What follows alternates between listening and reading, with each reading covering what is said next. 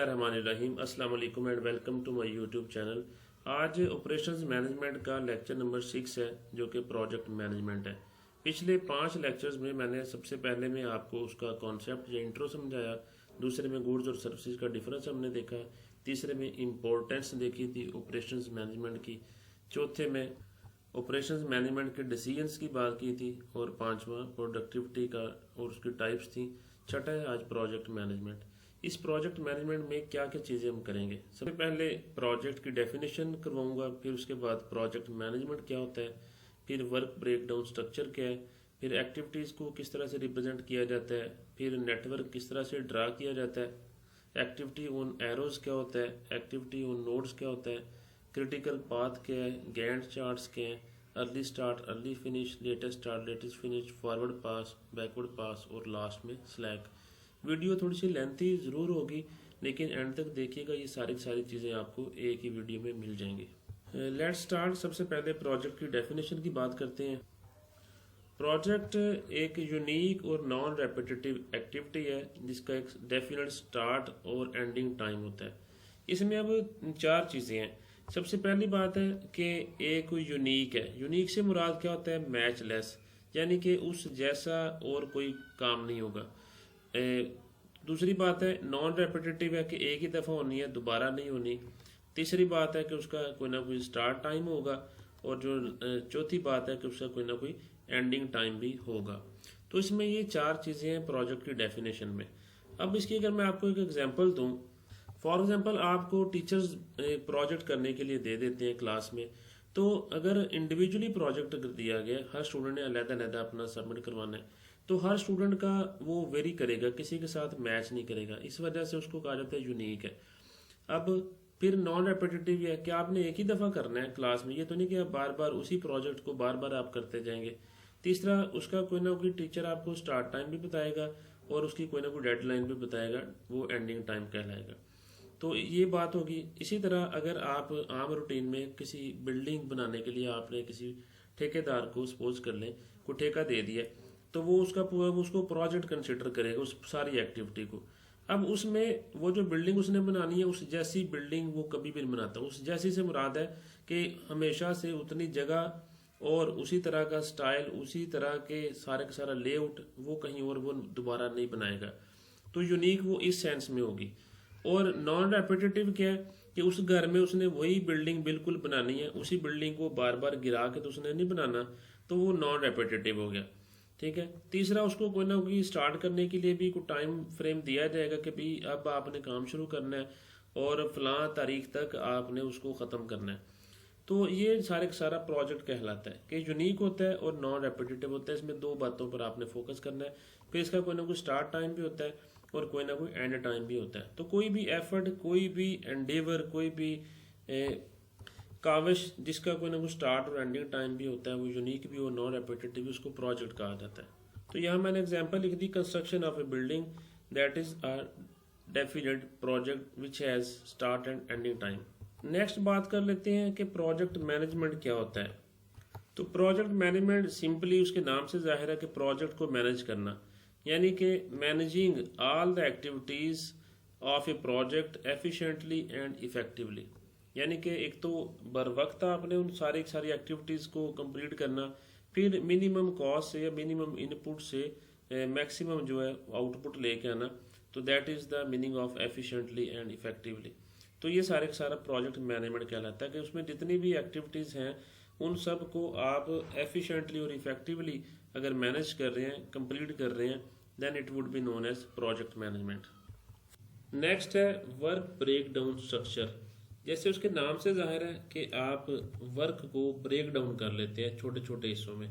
किसी बड़े काम को छोटे छोटे हिस्सों में डिवाइड कर लेना वर्क ब्रेक डाउन स्ट्रक्चर कहलाता है। जैसे यहाँ पर देखिए डेफिनेशन में भी लिखा हुआ है कि hierarchical description of A project into more and more detailed components. Hierarchy बना के उसको रिप्रेजेंट किया जाता है। ये वहाँ पर जहाँ पर एक कंसेप्चुअल सा फ्रेमवर्क ड्रा करना हो, तो एक्चुअली ये एक फ्रेमवर्क ड्रा किया जाता है। जहाँ पर पेपर वर्क किया जाए तो पेपर वर्क में ये इस तरह करके एलेबोरेट करने के लिए कि कौन सा काम पहले करना है, कौन सा बाद में करना है, और उसके छोटे छोटे जो सब पार्ट्स हैं उनमें डिवाइड कर देना। This is known as work break down structure. For example इस तरह करके एक हायरार्की बनाई जाती है कि भी एक प्रोजेक्ट है, सपोज कर लें ये जो ए है ये कंप्लीट प्रोजेक्ट है, मान लें ये कंस्ट्रक्शन की ही आप एग्जांपल ले रहे हैं, तो पूरी बिल्डिंग बनाना ये प्रोजेक्ट है। इसमें दो फेजेस में इसको हम डिवाइड कर लेते हैं, पहला ये फेज़ आ गया और दूसरा ये फेज़ आ गया। पहले में सपोज कर लें उसका ढांचा बनाना है, तो ये पहला फेज़ हो गया। दूसरे फेज़ में उसको प्लस्तर करना है और फर्श वगैरह, फिर उसके बाद उसमें वायरिंग है वगैरह, ये सारे काम होने दूसरे फेज़ में। अब जब ढांचा बनाना है तो उसको फर्दर हम लोग कुछ दो कामों में डिवाइड कर लेते हैं कि उस ढांचे में पहले उसका हम बेस बनाएंगे और बेस के बाद फिर उसके बाद उसमें मिट्टी वगैरह डालेंगे, उसके बाद फिर यहाँ पर ढांचा दूसरे लेवल पर बनाया जाएगा। तो इस तरह करके कामों को फर्दर छोटे छोटे हिस्सों में डिवाइड कर लिया जाता है ताकि जो प्रोजेक्ट है वो एफिशिएंटली मैनेज हो सके। इसी तरह यहाँ पर जो दूसरा फेज था उसको भी दो हिस्सों में, तीन हिस्सों में आप फर्दर डिवाइड कर सकते हैं। तो this is the hierarchical representation. अब इसमें छोटे छोटे डिटेल्ड कंपोनेंट्स में, यानी कि जो नीचे हमने बनाए हैं उनके सब पार्ट्स, दो फेज बना दिए, फेज के आगे फर्दर कुछ उसके हिस्से बना दिए सब पार्ट्स, तो इसको कहते हैं वर्क ब्रेक डाउन स्ट्रक्चर। उम्मीद है ये आपको समझ आ गया होगा। आगे बढ़ते हैं। एक्टिविटीज को एक नेटवर्क में किस तरह से रिप्रेजेंट किया जाता है। एक्टिविटी के लिए लफ्ज नोड भी इस्तेमाल होता है, NODE नोड। तो नोड्स को या एक्टिविटीज को कैसे रिप्रेजेंट किया जाता है, तो एक्टिविटी के लिए ये इस तरह करके एक सर्कल ड्रा किया जाता है। सर्कल के अलावा इसको आप स्क्वायर बना के भी ड्रा कर सकते हैं। तो ये कोई हार्ड एंड फास्ट नहीं है कि आपने सर्कल में ही करना है, आप कोई स्क्वायर बना के, स्क्वायर में किस तरह से होगा कि इस तरह करके आप उसको ड्रा करते हैं और फिर उसके बाद यहाँ ऊपर कोने में उसका अर्लीस्ट स्टार्ट आ जाता है यहाँ पर, और फिर उसके बाद यहाँ पर उसका अर्लीस्ट फिनिश आ जाता है, यहाँ पर उसका लेटेस्ट स्टार्ट आ जाता है और यहाँ उसका लेटेस्ट फिनिश आ जाता है, और उसके बाद एक्टिविटी का जो ड्यूरेशन है वो यहाँ पर लिखा जाएगा और एक्टिविटी का जो नेम है वो यहाँ ऊपर आ जाएगा। तो इस तरह करके आप इस तरह से भी इसको रिप्रेजेंट कर सकते हैं एक्टिविटीज़ को। तो ये हार्ड एंड फास्ट नहीं है कि आपने सर्कल से करना है। अच्छा, इस सर्कल में अब आप देखें तो 6 चीज़ें हैं। सबसे पहला है अर्लीस्ट स्टार्ट। अर्लीस्ट स्टार्ट की अगर बात करें तो अर्लीस्ट स्टार्ट होता गया, ये पहला यहाँ पर जो नज़र आ रहा है ES, तो एक्सट्रीम लेफ्ट टॉप साइड पे अर्लीस्ट स्टार्ट होता है।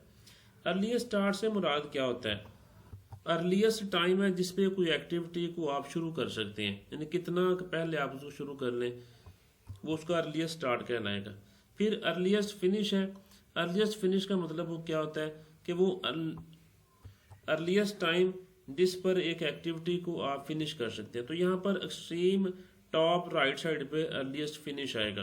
तो ये दो चीज़ें यहाँ पर होगी, एक अर्लीस्ट स्टार्ट हो गया और दूसरा यहाँ पर अर्लीस्ट फिनिश हो गया।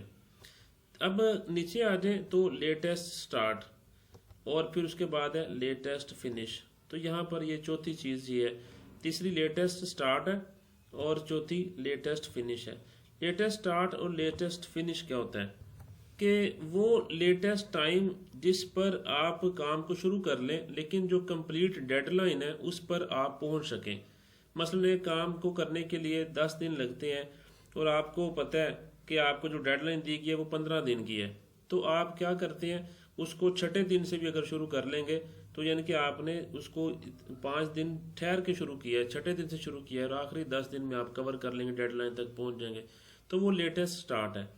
फिर लेटेस्ट फिनिश क्या होता है, वो टाइम जिस पर एक एक्टिविटी ने फिनिश होना ही होना है और वो फिनिश करने के लिए आपको डेडलाइन जो है वो जेहन में रखनी है कि वो जो डेडलाइन है उससे आगे ना जाए। तो कितना आप लेट उसको कर सकते हैं कि आपकी डेडलाइन भी अबूर ना हो, वो सारा लेटेस्ट फिनिश कहलाता है। 4 चीज़ें होगी। 5वीं चीज़ है यहाँ पर एक्टिविटी का नेम। ये एक्टिविटी का नेम यहाँ पर ऊपर टॉप पे लिखा जाता है और एक्टिविटी की जो ड्यूरेशन है, कितना टाइम उसको लगता है, वो यहाँ पर लिखा जाता है। तो ये तो हो गया कि एक्टिविटीज़ को एक नेटवर्क में रिप्रेजेंट कैसे करते हैं। अब अगला ही हम एग्जांपल देखते हैं कि एक नेटवर्क ड्रा किस तरह से करते हैं, उसकी कोई एग्जांपल देखते हैं। ये मेरे पास एक एग्जांपल है, यहाँ पर देखें एक्टिविटीज़ दी गई हैं। एक्टिविटीज़ A से ले के G तक हैं। अब इन एक्टिविटीज़ से पहले कौन सी एक्टिविटी ने कंप्लीट होना है उसे कहते हैं उसका इमीडिएट प्रेडिसेसर। ए एक्टिविटी का कोई नहीं है, बी का भी कोई नहीं है, फिर ये सारे सारे इमीडिएट प्रेडिसेसर्स दिए हुए इन एक्टिविटीज़ के। फिर यहाँ पर टाइम है आवर्स में, किस एक्टिविटी को कितने घंटे लगते हैं परफॉर्म होने पे। तो अब यहाँ पर क्या कह रहा है कि ड्रा ए नेटवर्क, सिंपल। अभी मैंने आपको एक्टिविटी ऑन एरोज नहीं बताया, एक्टिविटी ऑन नोड्स नहीं बताया, सिंपल नेटवर्क ड्रा करना वो मैं यहाँ पर आपको करके दिखाने लगा हूँ कि नेटवर्क आपने किस तरह से ड्रा करना है। तो सबसे जनरल नेटवर्क पहले ड्रा करते हैं, फिर एक्टिविटी ऑन नोड्स और उसके बाद फिर एक्टिविटी ऑन एरोज। तो ड्रा करने के लिए देखें यहाँ सबसे पहले आपके पास एक्टिविटी ए है, एक्टिविटी ए और एक्टिविटी बी, इन दोनों का इमीडिएट प्रेडिसेसर कोई नहीं है। और इस ए को लग रहे हैं 6 आवर्स और ए को लग रहे हैं 7 आवर्स। तो मैं यहाँ पर सबसे पहले ए ड्रा कर देता हूँ। मैंने यहाँ पर ए ड्रा कर दी और ए एक्टिविटी को लग रहे हैं 6 आवर्स, तो मैंने यहाँ ए का लिख दिया 6। इसी तरह मैं यहाँ पर एक्टिविटी बी लिख दूँ और एक्टिविटी बी के लिए मेरे पास यहाँ पर लग रहे हैं 7 आवर्स। तो यहाँ से ए और बी ड्रा होगी।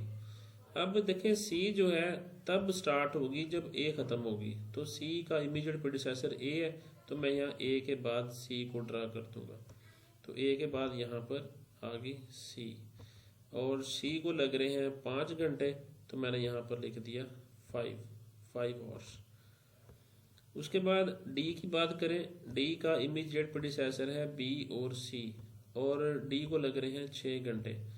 तो बी और सी यानी ये यहाँ पर सी आ गई सी के बाद और यहाँ पर आ गई बी के बाद। तो यहाँ पर एक्टिविटी मेरी आ गई एक्टिविटी डी। इस डी को लग रहे हैं 6 आवर्स, तो मैंने यहाँ पर लिख दिया 6। नेक्स्ट अब ई की बात करें, ई का भी इमीडिएट प्रेडिसेसर बी और सी ही है, तो फिर इसको किस तरह से ड्रा करेंगे। उसके लिए आप यहाँ से एक तो बी से एरो लें और एक यहाँ सी से एरो लें। यहाँ आप एक्टिविटी ई ड्रा कर दें। तो ये एक्टिविटी ई जो है इसको यहाँ पर लग रहे हैं 4 घंटे, तो मैंने ई का लिख दिया 4 आवर्स। उसके बाद एफ की बारी है। एफ कब स्टार्ट होगी, जब डी खत्म होगी, तो डी को लग रहे हैं 7 घंटे, तो यहाँ से डी के बाद अच्छा अगर यहाँ क्रॉसिंग करनी पड़ जाए तो आप इस तरह करके नेटवर्क को क्रॉस करते हैं। तो यहाँ डी के बाद एफ है, तो यहाँ मैंने एक्टिविटी एफ ड्रा कर दी और इस एक्टिविटी एफ को लग रहे हैं 7 घंटे, तो मैंने यहाँ 7 लिख दिया। लास्ट वन इज एक्टिविटी जी। जी कब शुरू होगी, जब ई और एफ ख़त्म होगी और इसको लग रहे हैं 4 घंटे, यानी एफ के बाद और ई के बाद। यहाँ पर एक एरो मिस हो गया। अच्छा जी, यहाँ पर आ गई एक्टिविटी जी। इस एक्टिविटी जी को लग रहे हैं 4 घंटे, तो मैंने यहाँ पर 4 लिख दिया। यहाँ पर आप इसको यहाँ पर एंड की भी एक नोड बना सकते हैं, लेकिन ये ज़रूरी नहीं है। यहाँ पर आप फिनिश लिख दें या एंड लिख दें, एक ही बात है। तो ये तो हमारा बन गया एक जनरल सा नेटवर्क। अब नेटवर्क हमने बनाना है नोड पे और एरोज पे। नोड पे बनाने के लिए सिर्फ उसका ट्रिक क्या है, ये जो आपने यहाँ ऑर्स लिखे हैं, जैसे ये 6 लिखा, 5 लिखा, 7 लिखा, इनको सिर्फ नोड के ऊपर लिख दें बस। ये तरीकाकार है एक्टिविटी ऑन नोड का, वो भी मैं आपको करके दिखा देता हूँ। यहाँ से मैंने सारे जो ऑर्स थे, जो टाइम लिखा था, वो मैंने डिलीट कर दिया। अब एक्टिविटी ए जो है उसको लग रहे हैं 6 घंटे, तो एक्टिविटी ए के ऊपर मैंने लिख दिया 6। इसी तरह एक्टिविटी बी को लग रहे हैं 7, तो मैंने बी के ऊपर लिख दिया 7। सी को लग रहे हैं 5, तो मैंने सी के ऊपर लिख दिया 5। डी को लग रहे हैं 6 घंटे, तो डी के ऊपर मैंने लिख दिया 6। अब ई को लग रहे हैं 4 आवर्स, तो ई के ऊपर मैंने लिख दिया 4। इसी तरह एफ को लग रहे हैं 7 आवर्स, तो मैंने एफ पे लिख दिया 7। इस तरह जी को लग रहे हैं 4, तो जी के ऊपर लिख दिया मैंने 4। तो ये मेरा यहाँ से बन गया एक्टिविटी ऑन नोड्स। तो दूसरा ये हो गया। अब तीसरा देखते हैं एक्टिविटी ऑन एरोज। एरोज में सिर्फ ये एरोज के ऊपर आपने ये ऑर्स लिखने हैं, टाइम लिखना है, जो भी एक्टिविटी का टाइम है। तो मैं यहाँ से ये सारे इरेज कर देता हूँ। एक्टिविटी ऑन एरोज अब हम लोग ड्रा करते हैं। एरोज को ड्रा करने के लिए दो तरीके आप अडॉप्ट कर सकते हैं। एक तो ये कि जो एक्टिविटीज़ जब आप स्टार्ट करते हैं उससे पहले एक स्टार्ट का नोड बना लें। स्टार्ट का नोड भी बना लें तो वो भी ठीक है, या फिर ये जो एंड का बना लिया हुआ है तो यहाँ से भी सिस्टम ठीक है कि ये भी आपका जो नेटवर्क है वो ठीक होगा। एक्टिविटी ऑन एरोज यहाँ से भी ठीक ड्रा हो जाएगी। लेकिन अगर इन दोनों ए और बी से पहले एक नोड बना के स्टार्ट लिख लें तो वो भी काम ठीक है, उससे भी आपका नेटवर्क सही माना जाएगा। तो यहाँ पर देखें एक्टिविटी ए को लग रहे हैं 6 घंटे, तो मैंने यहाँ एक्टिविटी ए पर लिख दिया 6। इसी तरह एक्टिविटी बी को लग रहे हैं 7 घंटे, तो मैंने यहाँ एक्टिविटी बी का जो एरो कोई एक था उस पर लिख दिया मैंने 7। तो यहाँ बी के ऊपर मैंने लिख दिया 7। फिर है एक्टिविटी सी। सी को लग रहे हैं 5 घंटे, तो सी का ये एरो है, यहाँ सी पे मैंने लिख दिया 5। नेक्स्ट है डी। डी को लग रहे हैं 6 आवर्स, तो अब देखें डी का ये एरो है, यहाँ मैंने लिख दिया 6। उसके बाद ई है, ई को लग रहे हैं 4 आवर्स, तो ई का जो एरो है मैंने यहाँ पर लिख दिया 4। एफ को लग रहे हैं 7 आवर्स, तो एफ के ऊपर मैंने लिख दिया 7। और जी को लग रहे हैं 4 आवर्स, तो जी पे मैंने यहाँ पर लिख दिया 4। देखिए यहाँ एंड लिखने का ये फ़ायदा कि एरोज पे आपका जो टाइम है, ड्यूरेशन है, वो कंप्लीट आ जाएगा। तो ये भी हो सकता है अगर आपने ए और बी के स्टार्ट में कोई स्टार्ट का नोड बनाया था तो वहाँ से भी आप शुरू कर सकते हैं। यानी अगर शुरू में यहाँ पर आपने कोई स्टार्ट का नोड बनाया हुआ था और उसके बाद फिर एक्टिविटी ए शुरू हुई है और फिर उसके बाद एक्टिविटी बी शुरू हुई है, तो आप यहाँ पर ए का यहाँ पर भी लिख सकते हैं 6 और बी का यहाँ पर 7 लिख सकते हैं। वैसे भी ठीक है, लेकिन ये जो मैंने अब ड्रा कर दिया आपको ये भी ठीक है। तो ये 3 तो हमारे हो गए कि एक जनरल नेटवर्क हमने ड्रा कर लिया, एक एक्टिविटी ऑन नोड कर लिया और एक एक्टिविटी ऑन एरोज कर लिया। अब इसके बाद हमारे पास जो आता है वो क्रिटिकल पाथ है। नेक्स्ट क्रिटिकल पाथ हमें ये बताता है कि लॉन्गेस्ट टाइम कितना लगेगा प्रोजेक्ट को कंप्लीट होने में। तो वो पाथ हम यहाँ पर देख लेते हैं। अब कौन कौन से पॉसिबल पाथ हैं जो हमारे पास यहाँ नज़र आ रहे हैं। पहला पाथ अगर आप देखें तो यहाँ से शुरू हो रहा है, ये मैं येलो कर रहा हूँ, ए सी, फिर उसके बाद ई के बाद जी और यहाँ पर एंड हो रहा है। दिस इज़ पाथ 1, मैं यहाँ 1 लिख देता हूँ। उसके बाद अगर आप दूसरा देखें तो दूसरा पाथ यहाँ से आ रहा है, ए से सी, फिर यहाँ से डी के बाद एफ के बाद जी। तो ये यहाँ से दूसरा पाथ आ रहा है। मैं ज़रा इसको दूसरे कलर से कर देता हूँ, ब्लैक कर लेते हैं। तो ये मैंने यहाँ से दूसरा ब्लैक कलर से ड्रा कर दिया, ए सी डी एफ और जी। अब अगर आप तीसरा देखें उसको मैं यहाँ से चलें किसी और कलर से शो कर देता हूँ। तो तीसरा जो पाथ आ रहा है वो यहाँ से बी, उसके बाद डी के बाद ये एफ के बाद फिर यहाँ पर जी। तो तीसरा पाथ मेरा यहाँ पर ये आ गया। चौथा पाथ देखें तो चौथा भी चलें इसी कलर से कर देता हूँ, यहाँ से बी के बाद ई के बाद जी और ये यहाँ पर पाथ जो हमारा एंड हो गया।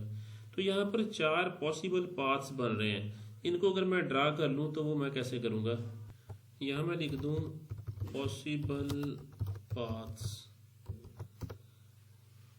पहला पाथ देखें येलो कलर का, ए सी, फिर उसके बाद ई, फिर जी, ए सी ई और जी। दूसरा पाथ अगर देखें जो ब्लैक कलर से यहाँ पर मैंने ड्रा किया था वो है ए, फिर उसके बाद सी के बाद वो गया डी पे, डी के बाद एफ और फिर जी। तो दूसरा पॉसिबल पाथ ये है। तीसरा पॉसिबल पाथ देखें तो वो बी के बाद डी के बाद एफ के बाद फिर जी। चौथा पॉसिबल पाथ देखें तो वो बी बी के बाद ई के बाद जी। तो ये तो 4 पॉसिबल पाथ हैं जो यहाँ पर लग रहे हैं। अब पाथ लिखने के बाद यहाँ इनको जो जो टाइम लग रहा है, यहाँ ऑर्स लग रहे थे तो आपने यहाँ पर लिख देना है, पहले ए के, फिर सी के, फिर ई के, फिर जी के। तो यहाँ पर मैं इन सब का जो ड्यूरेशन था वो ओपन करके वहाँ से लिख लेता हूँ। अब यहाँ पर देखें, पहला पाथ है ए, सी, ई और जी। ए को लग रहे हैं 6 डेज, उसके बाद सी को लग रहे हैं 5 डेज, उसके बाद ई है, ई को लग रहे हैं 4 डेज नहीं, ऑर्स 4 ऑर्स, जी को भी लग रहे हैं 4 ऑर्स। तो ये टोटल यहाँ पर हो गए 4, 8, 6, 14 और 5, 19 ऑर्स। तो यहाँ पर मैंने टाइम लिख दिया 19 ऑर्स पहले पाथ को लग रहा है।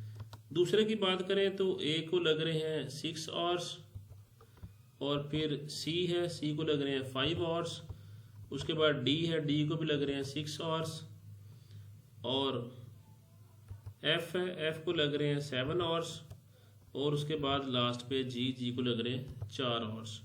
तो ये यहाँ से टोटल हो गए 7, 4, 11 और 6, 17, 5, 22 और 6, 28। तो टोटल 28 ऑर्स हो गए।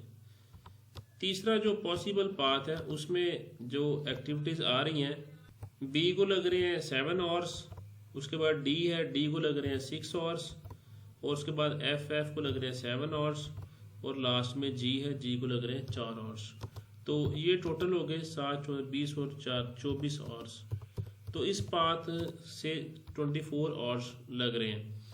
लास्ट जो शॉर्टेस्ट पाथ है, समटाइम शॉर्टेस्ट पाथ भी कैलकुलेट करने का कहा जाता है, वो है बी, ई, जी। बी को लग रहे हैं 7 ऑर्स, और ई को लग रहे हैं 4 ऑर्स, और उसके बाद जी को लग रहे हैं यहाँ से 4 ऑर्स। तो ये हो गए 4, 4, 8 और 7, 15। तो यहाँ पर आ गया 15 ऑर्स। अब अगर आप यहाँ से देखें तो सबसे जो लॉन्गेस्ट पाथ है वो हमारा ये वाला है। Second path is the longest path. ये जो सेकंड पाथ है ये लॉन्गेस्ट है, इसी को बोलते हैं क्रिटिकल पाथ। जो हमारा नेक्स्ट टॉपिक था इस आउटलाइन में, दैट वाज क्रिटिकल पाथ। तो ये क्रिटिकल पाथ भी अब आपको समझ आ गया जो लॉन्गेस्ट पाथ है, और उसके बाद ये मैक्सिमम ड्यूरेशन है, यानी प्रोजेक्ट कंप्लीट होने के लिए जो टाइम चाहिए वो 28 आवर्स है। वो क्रिटिकल पाथ से आपको पता चलता है। अगर शॉर्टेस्ट पीरियड उसने कहा, अगर आपको कहा होता फिर वो 15 आवर्स है, तो फिर ये पाथ आपने लेना था। अब ये वो एक्टिविटीज हैं जो क्रिटिकल हैं, ठीक है जी, ये क्रिटिकल एक्टिविटीज भी कहलाएंगी। तो अगर क्वेश्चन में ये कहे क्रिटिकल एक्टिविटीज कौन कौन सी हैं, तो फिर इसके अकॉर्डिंगली जो क्रिटिकल पाथ की एक्टिविटीज हैं वो क्रिटिकल हैं, ए, सी, डी, एफ, जी। अगर वो आपसे ये कहे कि नॉन क्रिटिकल एक्टिविटीज कौन सी हैं, तो ए, सी, डी, एफ, जी के अलावा कौन कौन सी एक्टिविटी है, एक बी है, और उसके बाद ई है, और बस ये 2 ही हैं। तो अगर नॉन क्रिटिकल एक्टिविटीज का वो आपसे कहे तो फिर आपको पता होना चाहिए कि बी और ई ही नॉन क्रिटिकल एक्टिविटीज हैं। इनको इनके सामने लिखा जाता है। यहाँ पर एक आप कॉलम बना लें, उसमें लिख लें कि क्रिटिकल कौन कौन सी हैं कि नहीं है, और उसके बाद नॉन क्रिटिकल का एक अलग से कॉलम बना लें। उसके बाद आप आगे लिख देंगे ये क्रिटिकल है, ये नॉन क्रिटिकल है। तो इस तरह करके आप इसको कर सकते हैं। तो ये क्रिटिकल पाथ भी आपका हो गया। उसके बाद हम लोग अब देखते हैं गैंट चार्ट्स किस तरह से बनाने हैं। तो गैंट चार्ट चलें, इस पॉसिबल पाथ्स के गैंट चार्ट्स हम लोग बनाते हैं। ये मेरे पास यहाँ पर टाइम दिया हुआ है ऑर्स में, तो इस ऑर्स के हिसाब से हम लोग इनके गैंट चार्ट्स बनाते हैं। एक्चुअली ये जितने भी यहाँ ऑर्स लग रहे थे एक्टिविटीज़ को, उसके अकॉर्डिंगली आप यहाँ से ड्रा करेंगे, और फिर जो लास्ट में 28 आवर्स वाला जो क्रिटिकल है वो वहाँ तक चलेगा, यानी 28 से ये आगे नहीं जाएगा, ठीक है, मैक्सिमम 28 तक जाएगा। तो खैर चले स्टार्ट करते हैं। जो एक्टिविटी ए थी उसको कितना टाइम लग रहा था, ये यहाँ से एक्टिविटीज़ और उनके इमीडिएट प्रीडिसेसर्स और उनका टाइम ये यहाँ पर आ गया। अब आप यहाँ पर देखें तो सबसे पहले एक्टिविटी है ए का इमीडिएट प्रीडिसेसर कोई नहीं, ए को लग रहे हैं 6 घंटे। यहाँ पर ये सारे मैंने ऑर्स लिए हुए हैं, ठीक है। मान लें कि ये यहाँ से शुरू हो रहा है, तो यहाँ पर सपोज कर लें कि 1 है और यहाँ पर 2 है, ठीक है। तो ये 2-2 का इंटरवल है। अब एक्टिविटी ए को लग रहे हैं 6 आवर्स, तो मैं यहाँ 6 तक इसको ड्रा करूँगा। तो ये मैंने एक्टिविटी ए ड्रा कर दी जो जिसको 6 आवर्स लग रहे हैं इस तरह करके।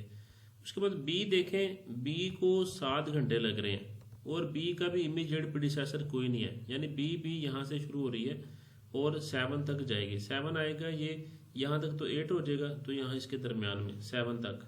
तो ये एक्टिविटी बी का गैंट चार्ट बन गया। अब अगर सी की बात करें तो सी कब शुरू होगी, जब ए खत्म होगी और इसको 5 घंटे लगेंगे, यानी ए खत्म हुई है 6 पे, तो ये 6 से स्टार्ट होगी और 5 घंटे आगे यानी 11 तक चलेगी। तो एक्टिविटी सी 6 से शुरू होकर 11 तक जाएगी। 11 कहाँ आएगा, यहाँ तक 12 और इसके हाफ में 11। तो ये एक्टिविटी सी है, जब ए खत्म हुई वहां से शुरू हुई और 6 से 11 तक, यहाँ तक एक्टिविटी सी आएगी। उसके बाद एक्टिविटी डी है। डी कब शुरू होगी, जब बी और सी खत्म होगी, तो इसको लग रहे हैं 6 घंटे। बी भी खत्म हो जाएगी और सी भी, यानी ये बी भी खत्म होगी और सी भी खत्म होगी। सी खत्म हुई 11 पे, तो 11 से आगे 6 तक यानी 17 तक ये चलेगी। तो 11 से बाद हम शुरू करेंगे और 17 तक जाएंगे। तो ये यहाँ से एक्टिविटी डी ड्रा होगी। अब अगर एक्टिविटी ई की बात करें तो एक्टिविटी ई भी बी और सी के बाद शुरू होगी, लेकिन वो 4 घंटे ले रही है, यानी बी और सी, बी खत्म हुई थी 7 पे, सी खत्म हुई थी 11 पे, तो 11 के बाद 4 यानी 11 से 15 तक ये जाएगी। तो एक्टिविटी ई यहाँ से 11 से शुरू हुई और 15 तक यहाँ तक आ गई। उसके बाद नेक्स्ट है एक्टिविटी ई के बाद एफ। एफ कब शुरू होगी, जब डी खत्म होगी, उसको लग रहे हैं कितने, 7 घंटे। तो डी के बाद 7 घंटे। डी मेरे पास खत्म हो रही है यहाँ पर 17 पे, तो 17 के बाद 7 घंटे, तो ये 24 तक चलेगी। तो ये यहाँ 24 तक आ गई एक्टिविटी एफ। उसके बाद लास्ट एक्टिविटी है, दैट इज एक्टिविटी जी। जी कब शुरू होगी, जब ई और एफ खत्म होगी। अब ई देखें, ई कहाँ पर खत्म हो रही थी, ई खत्म हो रही थी यहाँ पर 15 पे और एफ खत्म हो रही है 24 पे, तो यानी इन दोनों के बाद जी शुरू होगी। तो जी को लग रहे हैं चूंकि 4 घंटे, तो फिर हम लोग यहाँ 24 के बाद 4 तक 28 तक जाएंगे। तो ये जी एक्टिविटी 24 यानी एफ के बाद शुरू हुई और 4 आवर्स लगे, तो यहाँ से 28 पे जाके ख़त्म होगी। मैं इनके सामने यहाँ पर लिख देता हूँ यहाँ और जितने भी हैं। सबसे पहली बात है, ए को लग रहे हैं यहाँ पर ये 6 पे जाके ख़त्म हो रहा है, ये पहले वाली एक्टिविटी। ये 7 पे जाके ख़त्म हो रही है, 8 के दरमियान में 7। उसके बाद जो सी है वो ए के बाद 6 के बाद शुरू हुई और सी को लगते हैं 5, यानी ये कहाँ पर जा ख़त्म हुई 11 पे, तो ये यहाँ पर 11 है। उसके बाद इस सी के बाद डी शुरू होनी है, यानी बी और सी के बाद, तो बी यहाँ पर 7 पे थी, ये 11 पे, और इसको टाइम लग रहा है 6 घंटे, तो 11 के बाद 6, तो यहाँ यानी ये 17 पे जाके फिनिश हो रही है। उसके बाद अगली देखें, वो भी सी के बाद और उसको लग रहे हैं 4 आवर्स, तो सी चूँकि यहाँ पर 11 पे ख़त्म हो रहा था, 11 और 4 ये हो जाएगा 15, तो यहाँ पर आ जाएगा 15। उसके बाद नेक्स्ट जो डी के बाद है एफ। डी खत्म हो रहा था 17 पे, तो 17 से एफ शुरू हुआ, यहाँ मैं स्टार्टिंग में लिख देता हूँ 17 और इसको लगे 7, 17 और 7 24, तो यहाँ पर जाके ये ख़त्म हुआ 24 पे। ठीक है जी। अब 24 ई और एफ के बाद है जी, यानी ई ख़त्म हो रही थी यहाँ पर 15 पे और एफ खत्म हो रही थी 24 पे, तो 24 के बाद 4 लगे 28। तो देखिए हमारा जो क्रिटिकल पाथ था वो भी 28 आवर्स था, तो ये भी 28 तक मैंने कहा था मैक्सिमम ड्रा होगा। तो ये तो हो गया गैंट चार्ट। उसके बाद next earliest start, earliest finish, latest start, latest finish, वो किस तरह से देखते हैं, उनको करते हैं फॉरवर्ड पास और बैकवर्ड या फिर रिवर्स पास भी उसको कहते हैं। तो वो 2 तरीक़ों से हो सकता है, तो उसका जो आसान सा मेथड है उससे मैं आपको करवा दूंगा। बैकवर्ड पास में लोगों को इशू होता है और फॉरवर्ड पास थोड़ा सा आसान एज कम्पेयर टू बैकवर्ड और रिवर्स पास, तो उसको रिवर्स पास के मेथड से मैं आपको करवा दूंगा बजाय बैकवर्ड पास के। तो वो थोड़ा सा नॉमिनल से ही फ़र्क है उसमें। इसी तरह अर्ली स्टार्ट अर्ली फिनिश के बाद हमारा लास्ट टॉपिक होगा स्लैक का या फ्लोट का, तो वो भी 2 तरीक़ों से हो सकता है। स्लैक निकालने का जो तरीका है तो वो भी हम किसी एक तरीके से कर लेंगे। तो ये यहाँ तक तो हमारा हो गया गैंट चार्ट। उसके बाद नेक्स्ट स्टार्ट करते हैं फॉरवर्ड पास और बैकवर्ड पास या रिवर्स पास। नेक्स्ट टॉपिक है स्लैक निकालना। स्लैक के लिए आपके पास earliest start, earliest finish, latest start, latest finish होना चाहिए। इनके रूल के पहले वो देख लेते हैं, अर्लीस्ट स्टार्ट और अर्लीस्ट फिनिश के, फिर लेटेस्ट स्टार्ट और लेटेस्ट फिनिश की बात करते हैं, फिर उसके बाद स्लैक निकालेंगे। तो पहले बात कर लेते हैं अर्लीस्ट स्टार्ट की, लेकिन उससे पहले मैं ये नेटवर्क ड्रा कर लूँ, फिर आपको अर्लीस्ट स्टार्ट का समझ आएगा। इस तरह करके आपने एक टेबल बना लेना है। इसमें earliest start, earliest finish, latest start, latest finish, हर एक्टिविटी का यहाँ पर लिखते जाना है। तो इससे पहले कि हम यहाँ पर वो ड्रा करके उसके बाद जो जो यहाँ पर आ रहे हैं वो लिखें, तो पहले हम फॉरवर्ड पास और बैकवर्ड या रिवर्स पास वो देख लेते हैं कि फॉरवर्ड पास या बैकवर्ड और रिवर्स पास क्या है। तो पहले फॉरवर्ड पास की बात करते हैं। फॉरवर्ड पास में आपको अर्लीस्ट स्टार्ट और अर्लीस्ट फिनिश ये निकालना पड़ेगा। अब अर्लीस्ट स्टार्ट का रूल क्या है, जो भी एक्टिविटी आप शुरू करें उसका अर्लीस्ट स्टार्ट 0 होगा, यानी जिसका इमीडिएट प्रीडिसेसर कोई नहीं है उसका अर्लीस्ट स्टार्ट 0 होगा। पहला रूल तो आपने ये ज़हन में रखना है। उसके बाद अर्लीस्ट फिनिश की बात करें तो earliest start plus activity time, तो वहाँ से अर्लीस्ट फिनिश आपके पास आ जाएगा। यानी कि अब यहाँ पर दो बातें फिलहाल होगी कि किसी भी एक्टिविटी जो स्टार्ट करते हैं उसका अर्लीस्ट स्टार्ट 0 होता है, उस अर्लीस्ट स्टार्ट में एक्टिविटी का टाइम अगर हम लोग ऐड कर दें तो अर्लीस्ट फिनिश आ जाएगा। ये दो बातें होगी। तीसरा यहाँ पर रूल है कि अगर किसी एक्टिविटी का एक ही इमीडिएट प्रीडिसेसर है, जैसे यहाँ पर सी की बात कर लें, सी का इमीडिएट प्रीडिसेसर 1 है यहाँ पर, तो अगर हमें अब सी का अर्लीस्ट स्टार्ट निकालना है तो वो कैसे निकालेंगे। तो अगर किसी एक्टिविटी का एक ही इमीडिएट प्रीडिसेसर है तो उस इमीडिएट प्रीडिसेसर का जो अर्लीस्ट फिनिश होगा वो अगली एक्टिविटी का अर्लीस्ट स्टार्ट होगा। मसलन यहाँ पर ए का जो अर्लीस्ट फिनिश आएगा वो सी का अर्लीस्ट स्टार्ट होगा। तो जब ये करेंगे आपको मजीद क्लियर हो जाएगा। यहाँ फिलहाल ये 3 बातें हो गई हैं कि अगर किसी एक्टिविटी का एक ही इमीडिएट प्रीडिसेसर है तो उस इमीडिएट प्रीडिसेसर का जो अर्लीस्ट फिनिश होगा वो उससे अगली एक्टिविटी का अर्लीस्ट स्टार्ट होगा। ये बात भी क्लियर होगी। चौथा रूल देखते हैं, अगर किसी एक्टिविटी के इमीडिएट प्रीडिसेसर 1 से ज़्यादा हैं तो फिर वो जो पिछली प्रीडिसेसर, मसलन जैसे यहाँ पर देखें डी है, उसके इमीडिएट प्रीडिसेसर्स 2 हैं, एक बी और एक सी है, तो फिर बी और सी का जो मैक्सिमम अर्लीस्ट फिनिश होगा, बी और सी में से मैक्सिमम अर्लीस्ट फिनिश जो होगा वो उस एक्टिविटी का अर्लीस्ट स्टार्ट होगा। तो यहाँ पर बात लिखी है, if an activity has more than one predecessor then the maximum value of their earliest finish will be the earliest start. तो जो अर्लीस्ट फिनिश उन दोनों एक्टिविटीज के जो प्रीडिसेसर्स हैं उसकी मैक्सिमम वैल्यू जो आएगी अर्लीस्ट फिनिश की वो नई एक्टिविटी का अर्लीस्ट स्टार्ट होगा। तो ये तो अर्लीस्ट स्टार्ट के वाले से यहाँ पर मैंने आपको 4 बातें बता दी हैं कि अर्लीस्ट स्टार्ट, हर एक्टिविटी जो स्टार्ट करते हैं उसका 0 होता है। उस एक्टिविटी का टाइम अगर अर्लीस्ट स्टार्ट में जमा कर दें तो वो अर्लीस्ट फिनिश आ जाएगा।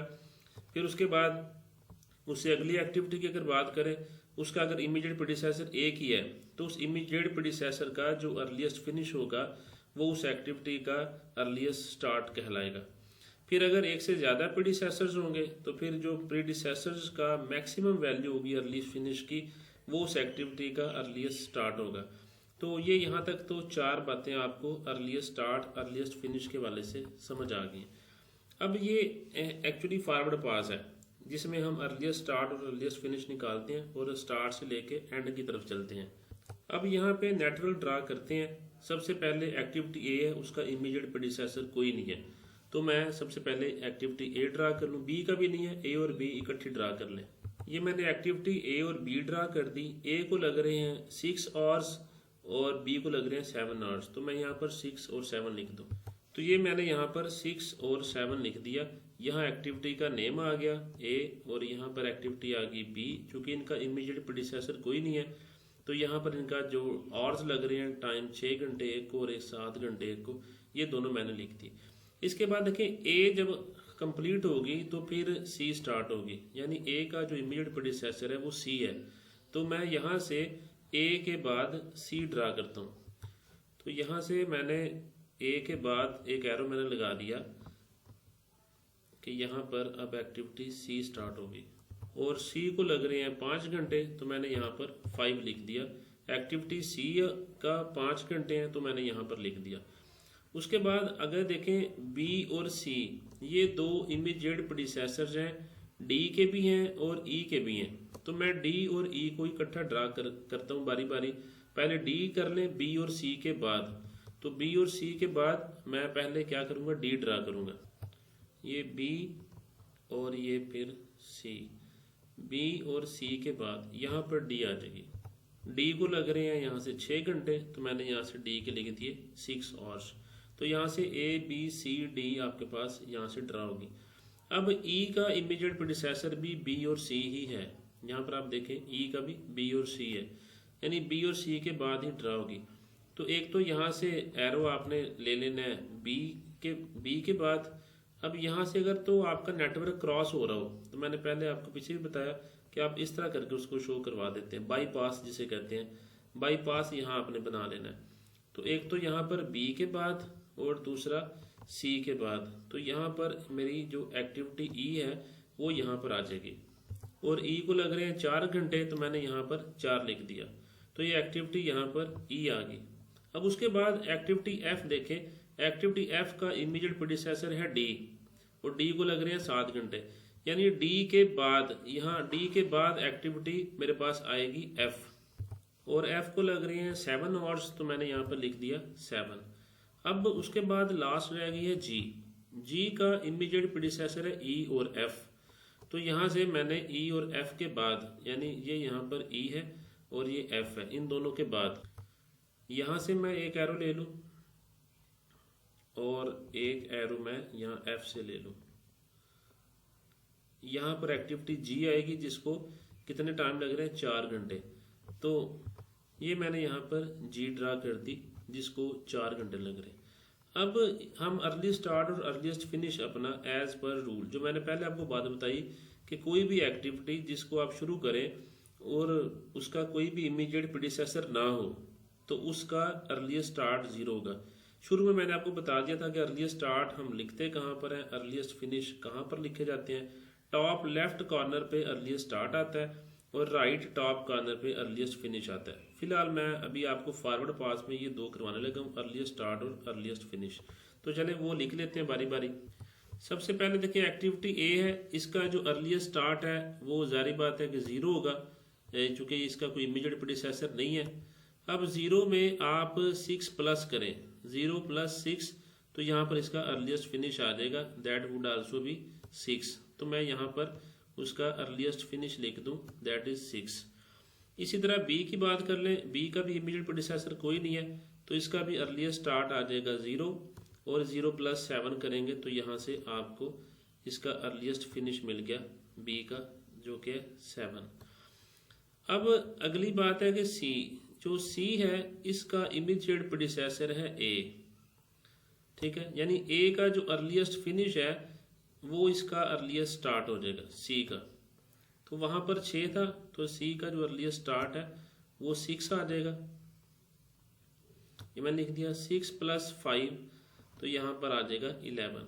तो अर्लीस्ट फिनिश का रूल कि earliest start plus activity time, तो यहाँ पर आ गया 11।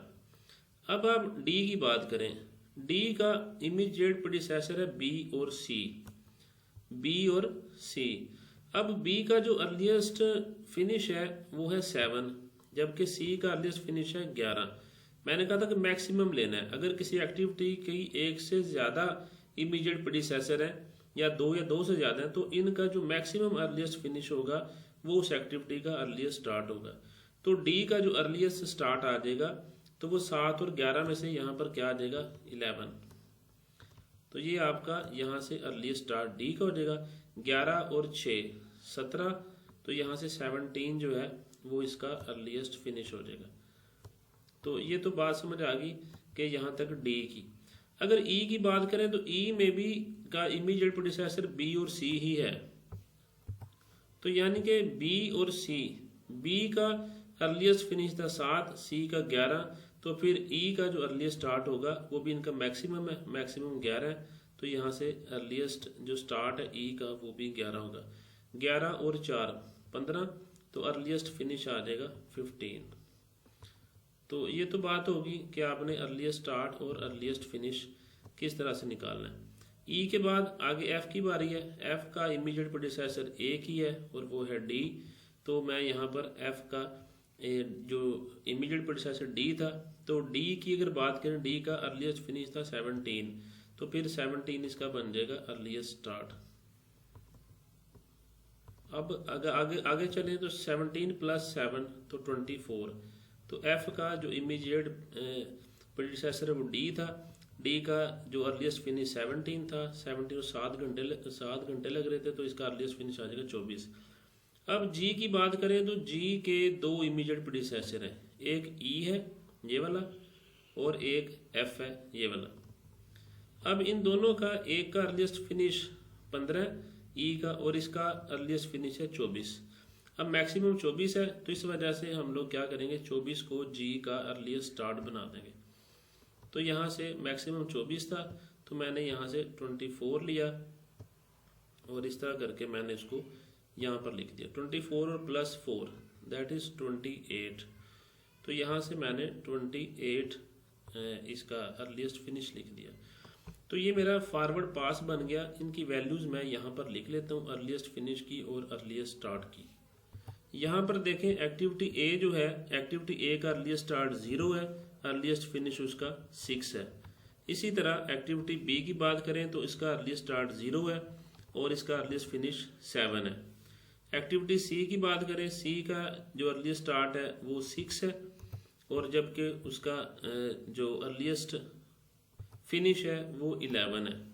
इसी तरह एक्टिविटी डी की बात करें तो डी का अर्लीस्ट स्टार्ट 11 है जबकि अर्लीस्ट फिनिश 17 है। फिर उसके बाद डी के बाद ई की बात करें, ई का अर्लीस्ट स्टार्ट 11 है जबकि अर्लीस्ट फिनिश 15 है। फिर आगे चलें एफ की बात करें, एफ का अर्लीस्ट स्टार्ट 17 है जबकि एफ का अर्लीस्ट फिनिश 24 है। जी की बात करें तो जी का अर्लीस्ट स्टार्ट 24 है जबकि उसका अर्लीस्ट फिनिश 28 है। तो ये यहाँ तक तो हमारा सारा हो गया, अर्लीस्ट स्टार्ट और अर्लीस्ट फिनिश। ये था फॉरवर्ड पास। अब फॉरवर्ड पास के बाद नेक्स्ट हम लोग बात करते हैं रिवर्स पास की या बैकवर्ड पास की। उसके जो रूल्स हैं वो भी इसी तरह से पहले एक दफ़ा समझ लें, फिर उसके बाद इसको हम लोग ड्रा करने के बाद उसको लिखते हैं। बैकवर्ड पास या रिवर्स पास का पहला रूल है कि अगर कोई एक्टिविटी किसी का भी इमीडिएट प्रेडिसेसर नहीं है, ये हमने एंड से शुरू करना है। अगर कोई एक्टिविटी किसी भी एक्टिविटी का इमीडिएट प्रेडिसेसर नहीं है तो फिर वो जो एक्टिविटी का अर्लीस्ट फिनिश होगा, अर्लीस्ट फिनिश, वही उस एक्टिविटी का लेटेस्ट फिनिश कहलाएगा। मैं दोबारा आपको बताता हूँ। यहाँ ये हमने इस टेबल में से ये अर्लीस्ट स्टार्ट अर्लीस्ट फिनिश निकाले हुए हैं, ठीक है। इसमें हमने यहाँ से इसको नीचे से स्टार्ट करना है, इस वजह से इसको रिवर्स पास कहा जाता है कि यहाँ से हम लोग इसको शुरू करेंगे और ऊपर की तरफ जाएंगे। अब यहाँ पर मैं आपसे ये बात करूँ कि हमने सबसे पहले जी की बात करनी है ना, तो जी यहाँ पर देखें किसी का भी इमीडिएट प्रेडिसेसर नहीं है। तो मैंने आपको ये बात कही कि अगर कोई एक्टिविटी किसी का भी इमीडिएट प्रेडिसेसर नहीं है, जी यहाँ किसी का भी इमीडिएट प्रेडिसेसर नहीं है, तो फिर उसका जो अर्लीस्ट फिनिश होगा वो उसका लेटेस्ट फिनिश कहलाएगा, ठीक है जी। तो उसका जो अर्लीस्ट फिनिश है ये वाला, वो उसका लेटेस्ट फिनिश होगा। अब यानी कि इसका 28 था, तो यहाँ पर भी 28 इसका लेटेस्ट फिनिश हो जाएगा। अब लेटेस्ट फिनिश के बाद जो दूसरा रूल है ये 28 आ जाएगा। दूसरा ये है कि इसमें से आप एक्टिविटी टाइम को माइनस कर दें तो आपके पास लेटेस्ट स्टार्ट आ जाएगा। 28 में से 4 निकालेंगे तो यहाँ पर 24 आ जाएगा, ठीक है जी।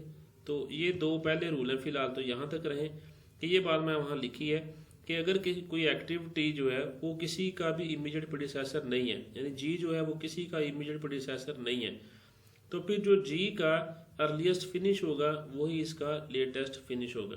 ये पहला रूल है, ये मेरे ख्याल से अब आपको समझ आ गया। दूसरा भी मैं यहाँ लिख देता हूँ कि लेटेस्ट स्टार्ट जो है वो क्या होगा, लेटेस्ट फिनिश में से एक्टिविटी टाइम माइनस कर दें। जैसे मैंने वहाँ 28 माइनस एक्टिविटी टाइम जी का था 4, तो वहाँ पर 24 उसका आंसर आएगा। तो यहाँ पर दो बातें तो आपको क्लियर होगी कि कोई एक्टिविटी इमीडिएट प्रीडिसेसर नहीं है, तो फिर उसका जो अर्लीस्ट फिनिश होगा वही उस एक्टिविटी का लेटेस्ट फिनिश भी कहलाएगा। लेटेस्ट फिनिश में से आप एक्टिविटी टाइम माइनस करेंगे तो लेटेस्ट स्टार्ट आ जाएगा। दो रूल यहाँ पर होंगे। तीसरे की बात करते हैं।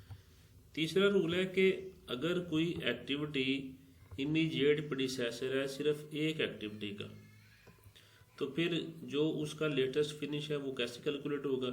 उसका जो लेटेस्ट फिनिश है वो उसी एक्टिविटी का लेटेस्ट स्टार्ट होगा जिसकी वो इमीडिएट प्रीडिसेसर है। ये वाली जो लाइन है ये ज़रा गौर करें कि मैंने कहा कि अगर कोई एक्टिविटी इमीडिएट प्रीडिसेसर है किसी एक एक्टिविटी का, तो अगर उसका लेटेस्ट फिनिश निकालना है तो वो क्या होगा, वो उस एक्टिविटी का लेटेस्ट स्टार्ट होगा जिसकी वो इमीडिएट प्रीडिसेसर है। मैं आपको ऊपर समझाता हूँ जो हम लेके चल रहे हैं। यहाँ पर देखें, ये मैं आपको यहाँ से जी का तो मैंने आपको बता दिया था कि हमने यहाँ से लेके इसको इस तरह से ऊपर की तरफ चलना है, ठीक है जी। अब यहाँ पर देखें जी हमारा हो गया हुआ था कि जी का कोई भी इमीडिएट प्रीडिसेसर नहीं है, तो फिर उसका जो अर्लीस्ट फिनिश है वो उसका लेटेस्ट फिनिश होगा और माइनस करेंगे तो लेटेस्ट स्टार्ट आ जाएगा। मैं यहाँ चले ये दोनों लिख के देता हूँ। ये इसका लेटेस्ट फिनिश 28 आ जाएगा और इसमें से एक्टिविटी टाइम लग रहा है 4 माइनस किया तो ये 24 आ जाएगा। ये तो पहला रूल जो मैंने बताया था उसके हिसाब से ये हो गया। अब दूसरे की बात करें अगर आप, अब हमने बात करनी है एफ की, क्योंकि मैंने आपको बताया कि हम लोग चलेंगे नीचे से ऊपर की तरफ। तो एफ देखें, एफ यहाँ पर देखें किसका इमीडिएट प्रीडिसेसर है। एफ यहाँ पर सिर्फ और सिर्फ जी का इमीडिएट प्रीडिसेसर है। ये आपको यहाँ नजर आ रहा है कि एफ सिर्फ और सिर्फ जी का है, इसके अलावा ये किसी का इमीडिएट प्रीडिसेसर नहीं है। तो मैं ये बात कर रहा हूँ कि अगर कोई एक्टिविटी किसी एक एक्टिविटी का इमीडिएट प्रीडिसेसर है, तो फिर वो जिसका इमीडिएट प्रीडिसेसर है, जिसका इमीडिएट प्रीडिसेसर है उसका जो लेटेस्ट स्टार्ट होगा वो इस एक्टिविटी का लेटेस्ट फिनिश हो जाएगा। यानी यहाँ पर जो एफ है वो जी का चूंकि इमीडिएट प्रीडिसेसर है, एफ जो है वो जी का इमीडिएट प्रीडिसेसर है, तो फिर जो जी का लेटेस्ट स्टार्ट होगा, जी का लेटेस्ट स्टार्ट क्या है 24, तो वो 24 इसका लेटेस्ट फिनिश कहलाएगा। बस इतनी सी बात है। अब 24 में से एक्टिविटी को लग रहे हैं 7 घंटे, तो 24 में से आप 7 माइनस कर दें तो दैट वुड बी 17, तो इसका लेटेस्ट स्टार्ट आ जाएगा 17। तो ये दूसरा जो वहाँ पर मैंने रूल लिखा है इसका लेटेस्ट स्टार्ट और लेटेस्ट फिनिश के हवाले से या बैकवर्ड पास का, कि अगर किसी एक्टिविटी का जो या कोई एक्टिविटी है किसी एक का ही इमीडिएट प्रीडिसेसर है, तो फिर जिसकी वो इमीडिएट प्रीडिसेसर है उसका जो लेटेस्ट स्टार्ट है वो इसका लेटेस्ट फिनिश होगा। तो यहाँ पर ये जी की थी, जी का लेटेस्ट स्टार्ट 24 था, तो वो 24 जो है फिर इसका क्या बन जाएगा, वो इसका लेटेस्ट फिनिश बन जाएगा। तो यहाँ पर मैंने ये वाला लिख दिया। इस 24 में से 7 माइनस किए ये वाले, तो फिर यहाँ पर आ गया 17, तो वो 17 यहाँ पर लिख दिया। तो ये दूसरा रूल आपको मेरे ख्याल से समझ आ गया बैकवर्ड पास का। चौथा रूल है, वैसे इस हिसाब से अगर ई की बात करें तो चूंकि एफ के बाद हमने ई की बात करनी है, ई भी सिर्फ और सिर्फ इमीडिएट प्रीडिसेसर किसका है, जी का। ये देखें यहाँ सिर्फ और सिर्फ ई जो है जी का है, बाकी यहाँ पर किसी का भी नहीं है। तो अब अगर ये जी का ही इमीडिएट प्रीडिसेसर ई, तो ई का फिर यहाँ पर लेटेस्ट फिनिश क्या हो जाएगा। तो जारी बात है ये जी का इमीडिएट प्रीडिसेसर है, यहाँ पर आपको नजर आ रहा है ये जो ई है जी का है, तो इस वजह से फिर जी का जो लेटेस्ट स्टार्ट होगा वो इसका लेटेस्ट फिनिश बन जाएगा ई का, जो कि इसकी इमीडिएट प्रीडिसेसर है। तो यानी जो जी था उसका लेटेस्ट स्टार्ट था 24, तो फिर यहाँ से जो 24 है वो इसका लेटेस्ट फिनिश होगा। तो मैं यहाँ पर लिख देता हूँ 24। अब 24 में से आप इसको 4 घंटे लग रहे हैं, 4 निकालने तो यहाँ पर आ जाएगा 20। तो ये इस तरह करके ई भी आपकी हो जाती है। अब हमने अगला रूल देखना है, उसमें देखें अब हम बात करने लगे हैं डी की। अच्छा डी भी किसी एक का ही है, यहाँ से अगर आप बात कर लें डी, तो डी सिर्फ और सिर्फ एफ का है, डी सिर्फ और सिर्फ एफ का है। तो फिर एफ का जो लेटेस्ट स्टार्ट होगा वो इसका डी का लेटेस्ट फिनिश बन जाएगा। तो एफ का जो लेटेस्ट स्टार्ट है वो यहाँ से देखें 17 है, तो ये जो 17 है ये अब क्या बन जाएगा, इसका लेटेस्ट फिनिश बन जाएगा डी का। तो मैं यहाँ पर इसको अगर लिख दूँ 17, ये बन गया डी का लेटेस्ट फिनिश। और इसको लग रहे हैं 6 घंटे, तो 17 में से 6 माइनस करें तो 11। यहाँ पर आपके पास लेटेस्ट स्टार्ट इसका भी आ गया डी का। अब जो हमारा अगला रूल है देखें वो है सी। यहाँ पर हमने सी की बात करनी है। अब सी जो है वो यहाँ पर देखें डी का भी इमीडिएट प्रीसेसर है और ई का भी है।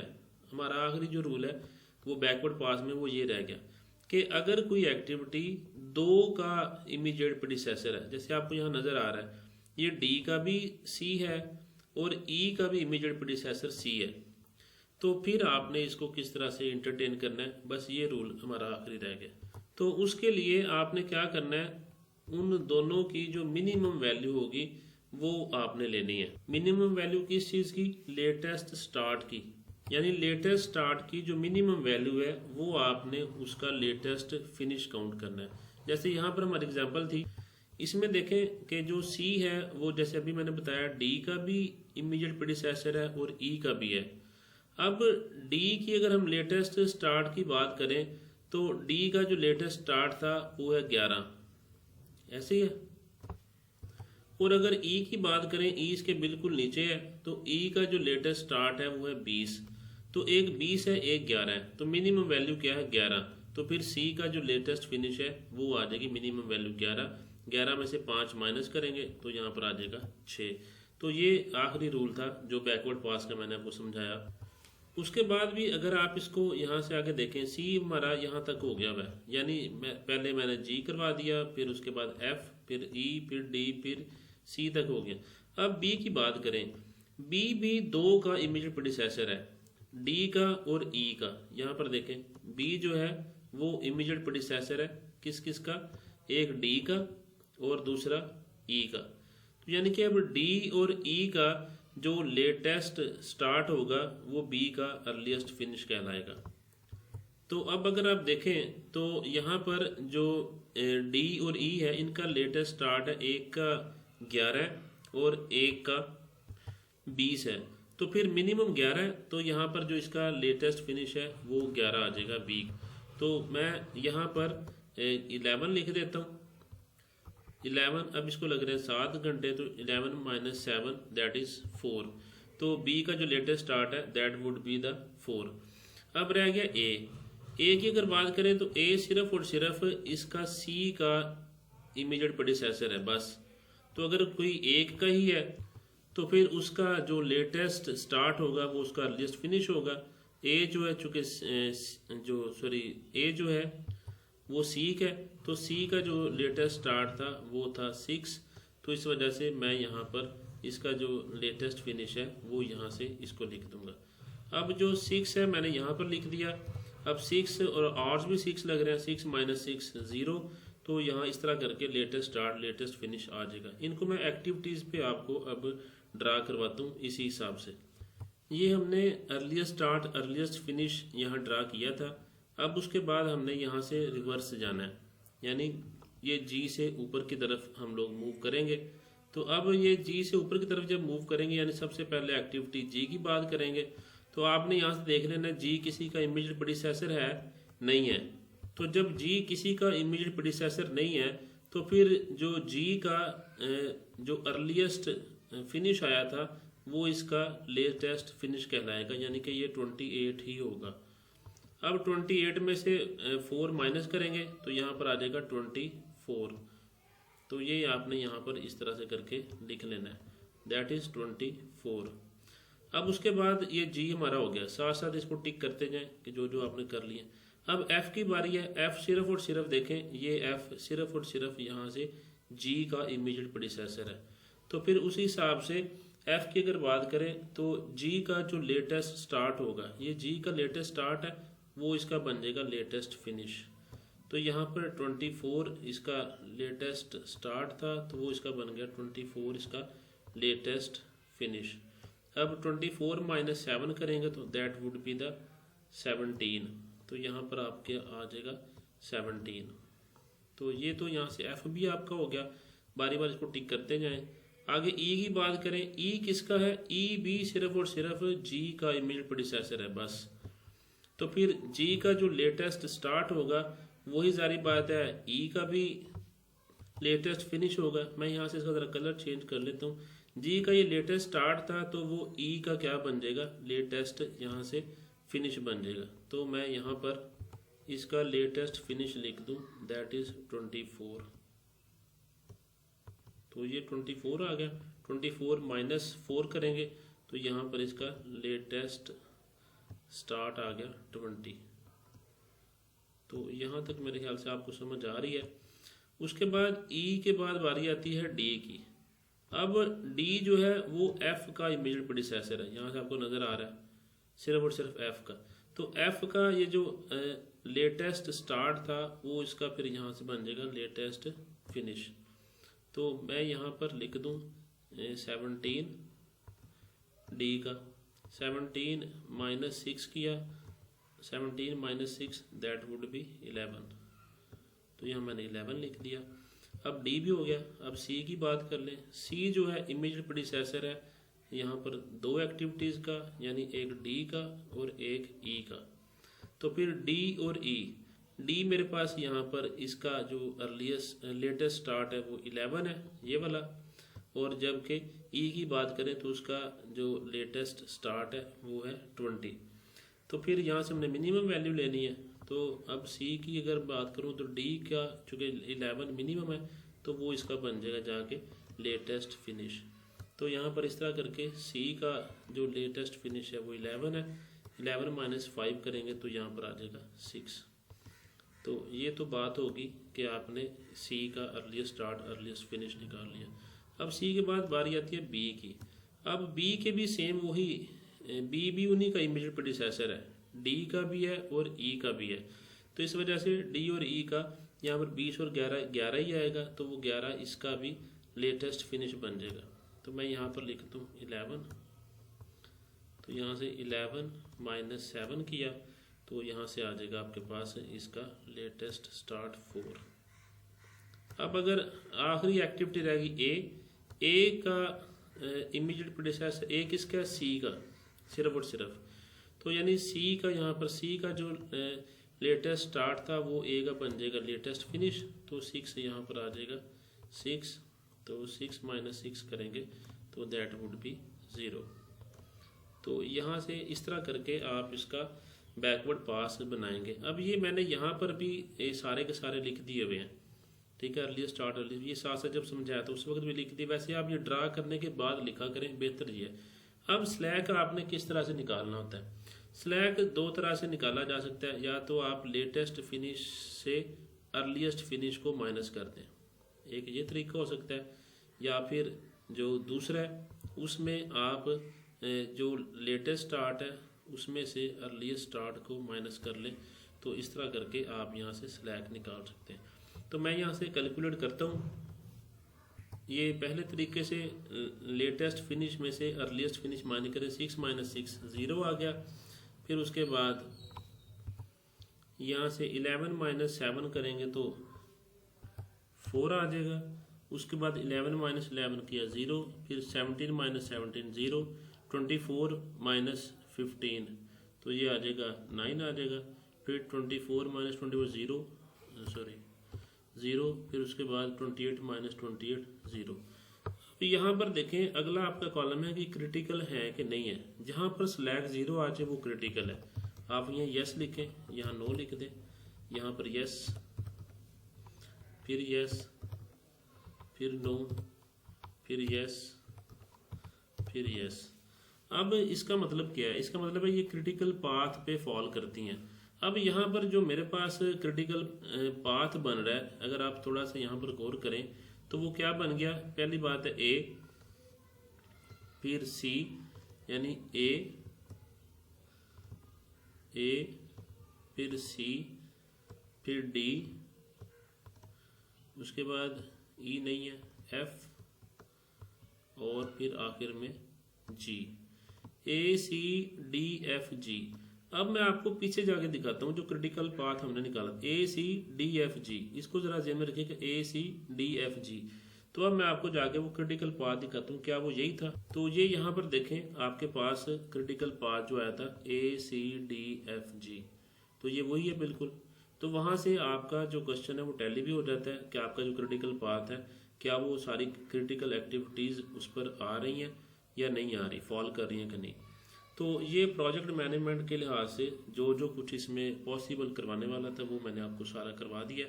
अब मेरे ख्याल से आपको एंड तक समझ आ गई। किसी का कोई भी क्वेश्चन है तो वो नीचे कमेंट करके लाजमी पूछ सकता है। वीडियो अच्छी लगी हो तो लाइक ज़रूर कीजिएगा।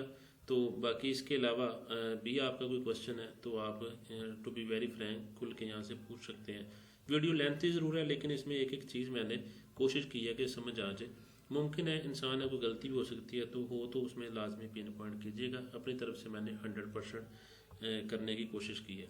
Thanks for watching and stay always blessed. Best of luck for your exams. Allah हाफिज़।